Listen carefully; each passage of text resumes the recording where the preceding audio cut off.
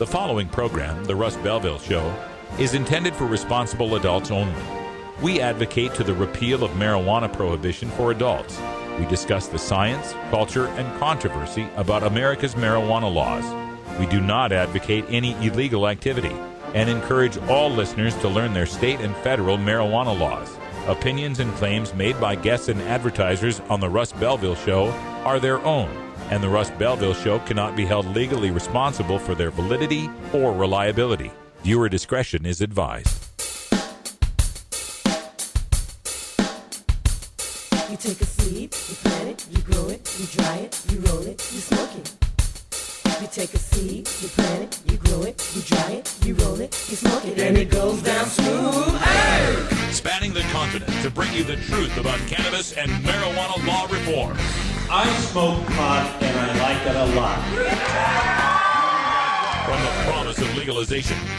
And I think that we need to rethink and decriminalize our marijuana laws. To the agony of prohibition. One major responsibility is to encourage people to use less drugs. The Russ Belville Show, the voice of the marijuana nation. Yeah, I hear you had a question for me. Now, here's your host, Radical Russ Belville. All right, welcome everybody. Good day, and it is Monday, September 10th, 2012, and it's got to be 420 somewhere in the world. Welcome to the show. We're back live and better than ever, independently produced and broadcast right out of here at Rolla J Studios. Thanks for joining us on RadicalRuss.com, TheWeedBlog.com, and Pot.tv. If you'd like to embed this live show on your website, just check out RadicalRuss.com. Look in the About section and Webmaster Tools. All the embed codes are there. The chat codes are there. You can really increase the page duration time on your website. Just add RadicalRuss.com and get the word out for marijuana legalization in the United States of America and all throughout the country. We've got a great show coming up, and we're tightening things up here on the Russ Belville Show, making things fly fast and furious. There's going to be a lot of information coming at you, and we're going to start by going to our virtual studio in Astoria, Oregon. We're waiting there on the Skype line. We have our own Carrie Gallagher, our news director. Hello, Carrie.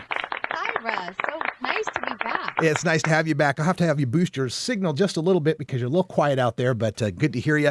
We are doing the 420 headline news right after the first break. We are going to get the news stories to you right away, and we've got all sorts of great headlines coming up. Carrie, what's in the news today? Well, first of all, quiet me, never. But the first four stories that we're going to cover is for today on our first show, we're going to go to Arizona where they're actually reaping millions of dollars on their medical marijuana program. We're going to see what Paul Ryan, the bottom of the Republican presidential ticket, says about medical marijuana. We're also going to go to Arizona where the campaign to regulate marijuana like alcohol has filed a lawsuit over the weekend. And we've got a study coming out today that we want to talk about with testicular cancer and marijuana usage. That all coming up in today's headlines. All right. Thank you, Carrie. And then we're going to go behind the headlines in our second segment and talk with Anthony Johnson from the National Cannabis Coalition. There's some dirty politics going on in Springfield, Missouri, where they passed a decriminalization measure for the city. We'll talk to him about that. Paul Armentano joins us at 5:30 to talk about the new study that's out on DUI cannabis and the 2 nanogram limit indicating double the crash risk. Is that true or not? We'll talk to Paul Armentano about that. We got your Roots Monday Daily Toker Tunes coming up with Cab Calloway and some reefer jazz. And at the end of the show, time for a little radical rant. Is it time to legalize or is it time for a smoke-in? We're right back after this.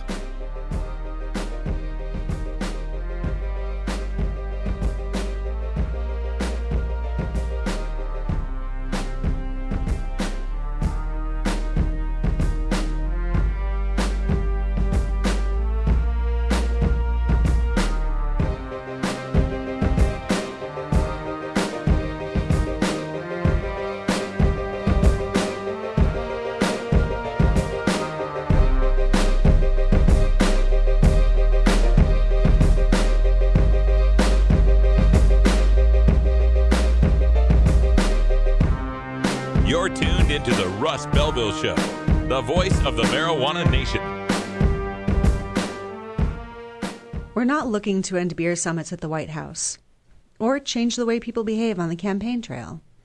We just believe adults, in the privacy of their homes, should be allowed to use marijuana instead of alcohol if that's what they prefer. 40 years ago, our government launched an irrational war on marijuana for reasons unrelated to the actual and limited harms of the substance.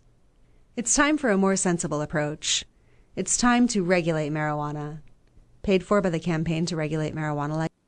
Rabba-dabba-goo! The Russ Belville Show reminds you to never smoke and drive impaired.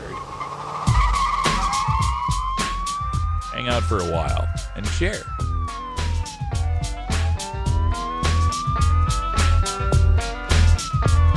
Cause the day was hard and your work was long and you need a break from all that's wrong. You better look at the clock cause it's 4:19. Time to reach in that pocket for your bag of green and smoke that weed.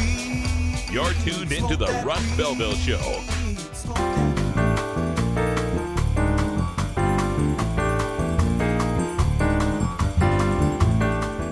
Medical marijuana, industrial hemp, ganja sacrament, consumer cannabis. The topic of marijuana is heating up the news, and the Russ Belville Show catches you up with today's latest headlines. Now, here's our senior news editor, Cannabis Carey, with the Daily Cannabis Chronicle. According to reports in the Arizona Republic, the state has taken in over $9.3 million in medical marijuana patient and dispensary registration fees since beginning the program last year. About $2.5 million of that money has been sent on the staff of the Arizona Department of Health Services to administer the program, to fund research into the effectiveness of medical marijuana, and to purchase technology to run the nation's sole online-only medical marijuana registration program. Now the Arizona Department Health Service Director Will Humble will dip into the over $6 million that remains in that medical marijuana fund in order to, in his words, keep the program as medical as possible. ADHS will use $1.2 million in funds to audit the doctors who are recommending medical marijuana to Arizona's 31,000 patients, seeking those who may be improperly allowing their patients to use the non-toxic, low side effect Schedule I substance. Other uses of the funds will include the hiring of a private attorney at $450 per hour to deal with legal issues arising from the program, private accountants to audit the nonprofit operation of dispensaries, and training dispensary staff to recognize the signs of drug abuse and help patients track how much marijuana they are using and prevent them from combining marijuana with alcohol or narcotics. The legalization effort in Colorado State has filed a lawsuit against the state over the text in Colorado's voter's guide, known in the state as the Blue Book. State law requires that the supplemental voter's guide include all major arguments in support of each issue that appears on the ballot.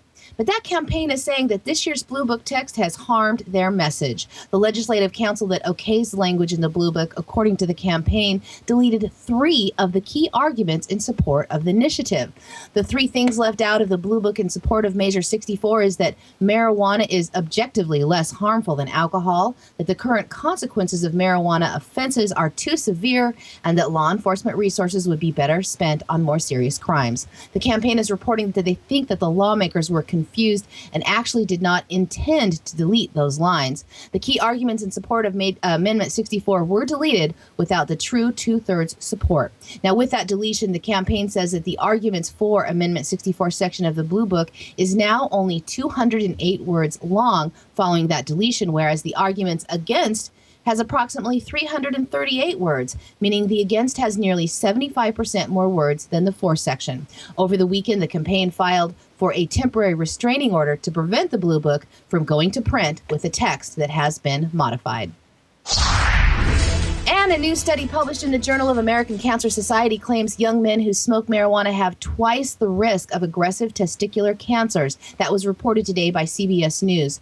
Researchers from USC compared 163 men with testicular cancer to 292 healthy controls and surveyed them all on their history of drug use. After controlling for a condition called undescended testicular religiosity and education, researchers found twice the likelihood of testicular cancer for the men who had ever used marijuana. Surprisingly, the study also found that half the risk for testicular cancer for the men who had ever used cocaine. Rates of testicular cancer, while increasing over the past 37 years, do not seem to change in any relation to marijuana use, increases or decreases. According to Cancer.gov's fast stats. The rate of testicular cancer in 1979 was about 4 in 100,000 men. That year, 16.6% of Americans 12 and older had used marijuana, the highest rate ever recorded by the government. By 1992, we recorded the lowest rate of marijuana smoking. Just 7.9% of Americans had smoked that year. Yet the testicular cancer rate increased to over 5 in 100,000. Now, as 11.6% of the population smokes marijuana, the testicular cancer rate is a little under 6 in 100,000. And Republican vice presidential nominee Paul Ryan said in an interview with the Colorado station KRDO that he believes it is up to the states to decide whether to legalize medical marijuana. He told them, quote, "My personal position on these issues has been to let the states decide what they want to do with these things. This is something that is not a high priority of ours," unquote. According to KRDO TV, Ryan made clear that he doesn't believe in the